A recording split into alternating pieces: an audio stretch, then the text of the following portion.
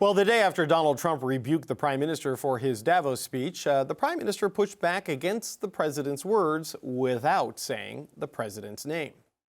You should be grateful to us. Canada lives because of the United States. Remember that, Mark, the next time you make your statements. Canada doesn't live because of the United States. Canada thrives because we are Canadian. All of this comes 2 days after the Prime Minister's Davos speech, where he positioned Canada on the world stage, laying out the choices facing middle powers in a rapidly changing world. Well, today, the Prime Minister used his Quebec City speech to outline some of the choices facing Canada in this moment. We choose to build a bright future worthy of the ground on which we stand. We choose Canada. Well, this speech signaled the government's priorities for the year ahead, but was it really about the choice the country might face in 2026 or about the choice that voters might face in 2026? Joël Denis Bellavance is the Parliamentary Bureau Chief for La Presse. He is at that cabinet gathering in Quebec City. Here with me in the studio, Robert Fife is the Ottawa Bureau Chief for the Globe and Mail, and Catherine Cullen is the host of CBC Radio podcast, The House. Good to see you all. JD, We Choose Canada sounds a lot like an election slogan, not that I'm reading too much into this. What did you make of the Prime Minister's second speech on a second continent today?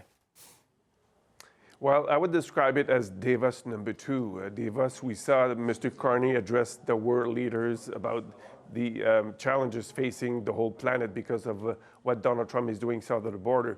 And here in Quebec City, the Prime Minister wanted to talk to Canadians about the challenges that we're facing. And if you want to survive the challenging world in which we live, we need to stick together. So there was a call for unity. And it was very interesting because of the historic references that he made, but also about what kind of future Canada should be looking at, given what we are seeing south of the border. Yes, it was interesting in a Quebec election year to be at the Citadel referencing the Plains of Abraham when the Parti Québécois is up in the polls. Like that's a thing.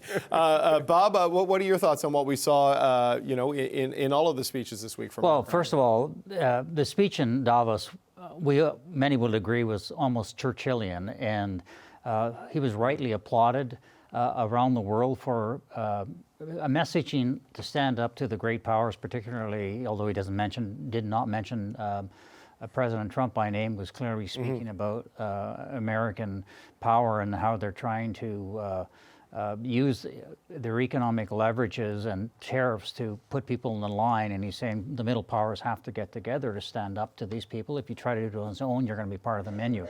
So I thought, okay, this speech is going to be a barn burner. It's going to tell us something that's really interesting. I'm by my computer. I'm ready to crack my knuckles. I'm ready to hit the screen. And along comes the speech, and I go, what? It felt like a throne speach. And it was all gobbledygook put together. All of a sudden, you go from one thing, and then it's artificial intelligence, then it's on to another thing. I thought the messaging was wrong. I think we did our job more to help them by focusing on the issues of national unity and the challenges that the country faces. But I didn't think this was a particularly good speech. And the one message I get out of this is that he only had one line on this, but which basically is, we've got to be fast and get this stuff implemented. And that's a smart move because, as you know from Pierre Poilievre, he came out again today saying, you've traveled all over the world, you've made all these announcements, where's the beef? Yeah, and Catherine, I wonder about this, the way you always wonder how different audiences receive the same message, right? Like, how are ordinary Canadians watching this? Because there is an interest whenever the Prime Minister speaks and gives a speech, and you see people going to the live streams and flicking on their TV. And then, like, we're all waiting for this, what's the next step in this big news cycle the Prime Minister is obviously intent on delivering. And today was very conventional compared to what you normally see when a cabinet gets together for a retreat. And I think it felt a bit flat, and that was in part because of the way this week has looked. Like it had to live in contrast to this speech in Davos, where it was not only the question of the words themselves, but of course that audience wasn't as familiar with some of what Mark Carney has had to say as, for instance, his own cabinet is, right? I mean, the people in that room who were listening to this speech have heard a lot of this before. I think politically you can understand how it might have felt necessary because he has made his, sort of grand pronouncement that has attracted so much attention about what he wants to do to, in some ways, protect Donald Trump from Canada. But it's left this question hanging that the Conservatives have pursued. What does he want to do within Canada? I think today, ultimately, he was just pointing to a lot of pieces of his agenda that we have heard before. But it may have felt politically necessary to just remind Canadians that his eyes are on Canada. I think what you hear from Pierre Poilievre, who put out quite a lengthy response late this afternoon, is that impatience. And what I understand from Conservatives I've been speaking to is that sense of impatience is really something you can expect the Conservative Party to glom onto. They don't want to seem offside with this moment that, continues to be in some ways about national unity, not so much in the Quebec and Albertan separation sense, but more broadly in the face of Donald Trump. The geopolitical sense. Indeed. But this nice words. How are you going to deliver on that? You say we need to be moving quickly, but where is the evidence of that progress, which is complex when you're dealing with big issues like international trade agreements and big new pieces of infrastructure? Things that don't move in the news cycle, social media cycle, they take weeks, months, maybe years, right? And do the people have patience for that? So JD, just on this, it was a speech very much about unity and pulling together, put Canada's history out there and put the country in a historical context, and made an argument that we are where we are as a country because of very specific and deliberate choices we made along the way, at difficult times, and we have more difficult choices ahead of us. But it was also, it seemed to me, a bit of defense in that the criticism is you're always out of the country and things aren't changing, to Bob's point. And so he outlined, this is what we've done, this is what we're going to do. So is that a recognition that there's a soft underbelly, on those issues if people don't see change rather quickly? Yeah, and the exercise in which Mr. Carney is pursuing or involved is to pursue trade diversification, pursue new trade deals with other countries, but that will take time before you will see the dividends, the results, the effects of that. And he made still an announcement, and interesting in his speech today, that he will work to lower costs of energy for Canadian families. So that's maybe something that is coming up in the coming weeks. But still, I would say that this kind of speech was still needed.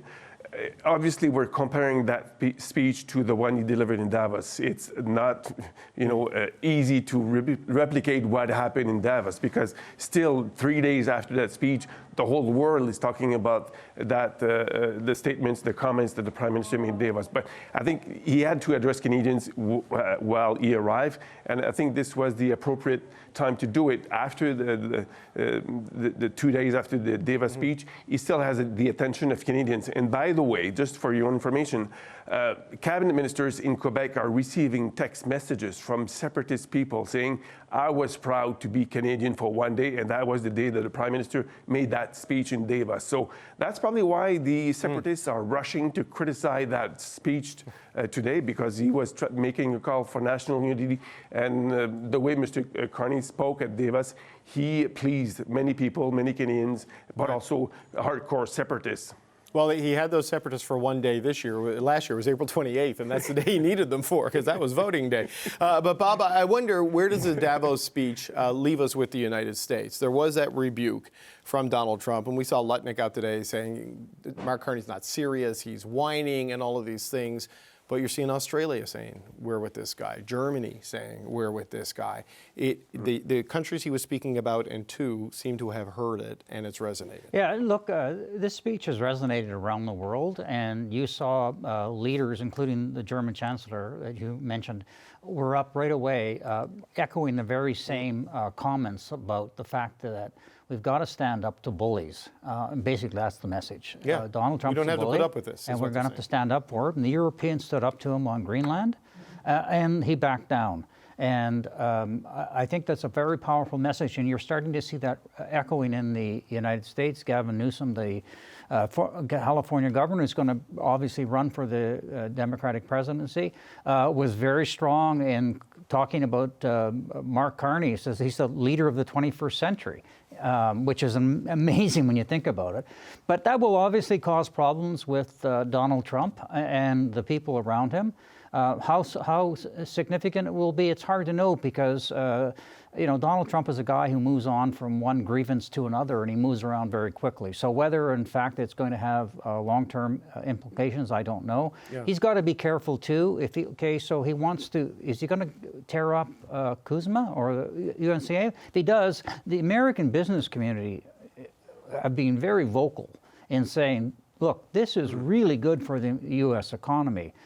So I think at the end of the day, we're going to have some mishy-washy type of deal with the Americans. It won't be great for us, but it may not be as terrible as I'm cutting it off. Well, look, what the U.S. needs and what the president wants are not often in alignment. Right. And Catherine, we did see Howard Lutnick saying today, if you're going to keep talking like this, maybe, we won't do USMCA. Now, I don't know how central he is to it all, how reflective that is of things. But it is the noise in the wake of the Davos speech. Yes, and when Bob says that the U.S. business community won't be happy, I'm of two minds about that because on the one hand, I'm sure that's true. The extent to which the president actually listens to them remains to be seen. On the one hand, you can make the case that what ultimately got him off the ledge on Greenland was the market's response to some of what happened, right? That is a much more powerful voice than any response from European leaders. And the extent to which Europeans truly stood up to him versus tried to manage him and sort of bring him around, I think is kind of a blend, right? The trade bazooka thing they were looking at, the suspending of trade talks. Catherine's right on the markets. I mean, that's what I think had a huge impact on him withdrawing because the markets got spooked. And don't think they're not going to get spooked if he tears up the USMCA with Canada and Mexico. I mean, my God, they will get spooked. But at the same time, those Liberation Day tariffs, we wouldn't have imagined that those would still be in place if he was ultimately concerned about the business community. So I think, it's trite to say it's a mug's game to try to predict what this man is going to do. But I think we can safely, I will make a prediction, we can safely expect that he will aim some more ire at Canada in 2026. That's my bold prediction. All right. Whoa, Catherine. Calm down. Really out on the limb. Calm down. She's like Nostradamus here at the round table. JD, you were jumping in there. What do you got? Yeah, well, David, the finance minister, François-Philippe Champagne, was asked today about the comments from Howard Lutnick, and we got a different reaction than in the past from cabinet ministers about comments of that style from Mr. Lutnick.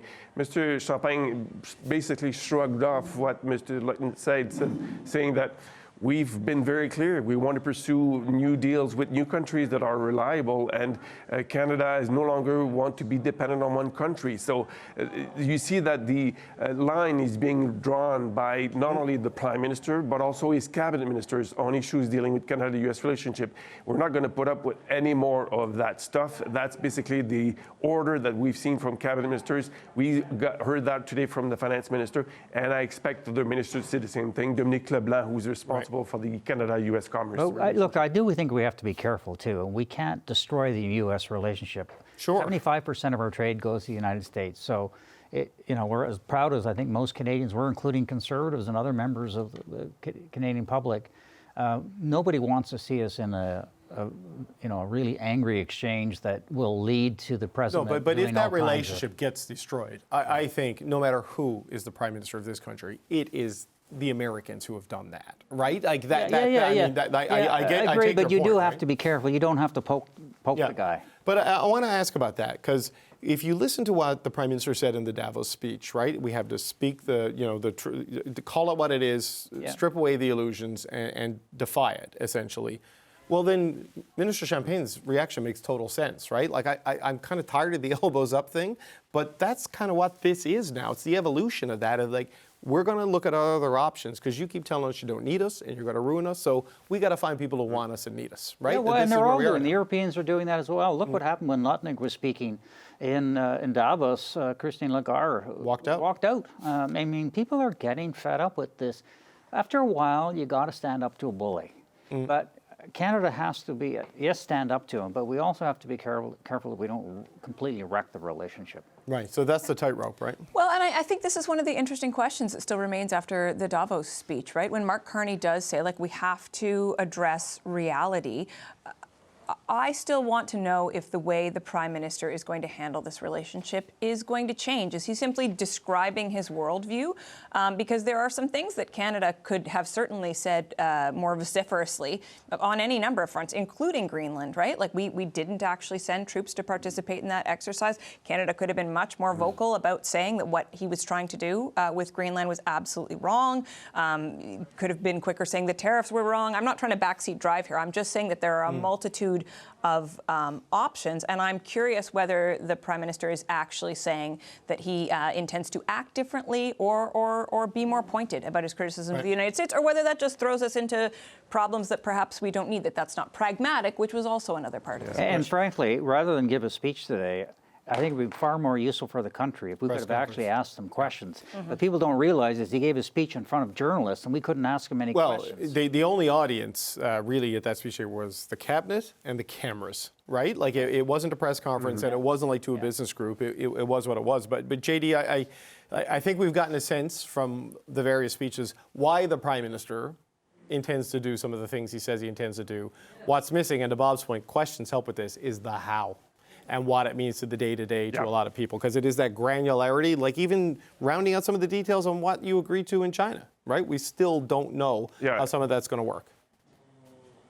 Yeah, he's got to, you know, the big speeches, he's got to translate it into concrete things for Canadians. What does it mean in my daily life? Will it improve will it reduce the cost of living? Will it increase my chance to buy a house, for example? So it has, the praise are everywhere about his speech in Davos, and also his speech today was quite good. But how concretely this will affect the daily life of Canadians, that's the challenge that Mr. Carney will be facing. And so next week the House returns, and I expect the Conservative Party to hit those kind of questions to the Prime Minister, and we'll hear probably more stuff about, maybe more concrete stuff of what it really means, the deal with China, and also possible visit to India, where we may start a free trade deal and keep diversifying our trade with other countries. I'm really curious to see, after that speech in Davos, and there were Conservatives all across the country praising him, I'm very curious to see if that will be enough to have more people across the floor after Mr. Poilievre wins. I'm assuming will win very easily the leadership review. We almost went a full panel without talking about floor crossings, Bobby. You had to sneak it in at the last minute. See, I have no idea. It feels to me, I think Laurie Idlout was this close to going before Christmas and has moved up. But, you know, Catherine, we only got about 60 seconds left. The Conservatives, they'll have their chance to sort of get back into the center of the spotlight next week when the House comes back. When a Prime Minister's on foreign trips making big news, it's really tough for them, right? They kind of responded today. Donald Trump is going to make it very tough for them. Again, with the bold predictions, but Donald Trump is going to make it very tough, I think, for them to often get a word in edgewise in 2026. As I said, Pierre Poilievre put out, I think I printed it, something like 18 pages, his response to Carney's Davos speech. They have a lot to say on a multitude of issues, willing to offer the Prime Minister compliments, calling the speech well-crafted and eloquently delivered, but basically sort of where's the beef, right? Where are the actions? It has to be more than words. It has to make a difference in people's lives. That sense of impatience, that hurry up and get out of the way, is that going to pierce through this moment where, we're talking about, as you were earlier in the show, is NAFTA falling apart? Is NATO falling apart? What's next? It's difficult to get a word in edgewise. Yeah, the statement from Mr. Poilievre was kind of like, you did a very good job of writing about and delivering all the things you failed to deliver on. And we're here to help. Here's our agenda, just implement it. So maybe that's a preview of what we're going to see. And it's hard for him to chart a new course with that leadership review coming up and all of the other things that Bob keeps bringing up, not me. I just want to say that. Bob, good to have you back. We got to say goodbye. JD Bellavance in Quebec City, Bob Fife, and Catherine Cullen